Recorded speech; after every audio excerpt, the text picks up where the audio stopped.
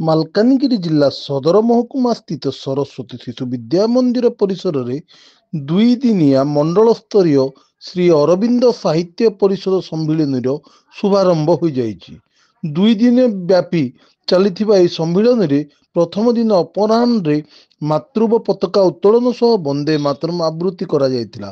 ପରେ ପରେ ସମ୍ମିଳନୀ କକ୍ଷରେ ଧୂପ ପୁଷ୍ପ ଅର୍ପଣ, ମନ୍ତ୍ର ଉଚ୍ଚାରଣ, ଦୁର୍ଗା ସ୍ତୋତ୍ର, ସାବିତ୍ରୀ ଧ୍ୟାନ ପଠନ କରାଯାଇଥିଲା।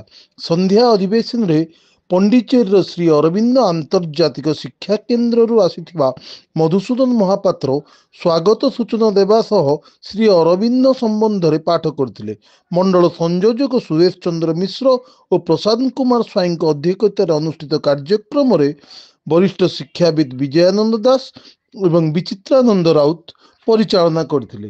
ସେହିପରି ଦ୍ୱିତୀୟ ଦିନରେ ଶଯ୍ୟାଶାୟୀ ନିତ୍ୟକର୍ମ ପରେ ଶ୍ରୀ ଅରବିନ୍ଦ ସାହିତ୍ୟ ସମ୍ପର୍କରେ ଆଲୋଚନା ଚକ୍ର, ଆଧ୍ୟାତ୍ମିକ କବିତା ପାଠୋତ୍ସବ ସହ ଶ୍ରୀ ଅରବିନ୍ଦ ସାହିତ୍ୟ ଏକ ବିବର୍ତ୍ତିତ ଚେତନାର ପ୍ରତିଲିପି ଏବଂ ଶ୍ରୀ ଅରବିନ୍ଦ ସାହିତ୍ୟ ଭବିଷ୍ୟତର ସାହିତ୍ୟ, ଶ୍ରୀ ଅରବିନ୍ଦ ସାହିତ୍ୟ ଏକ ଦିବ୍ୟ ଚେତନାର ଉତ୍ସ ଆଦି ସାହିତ୍ୟ ସମ୍ପର୍କରେ ଆଲୋଚନା କରାଯାଇଥିଲା।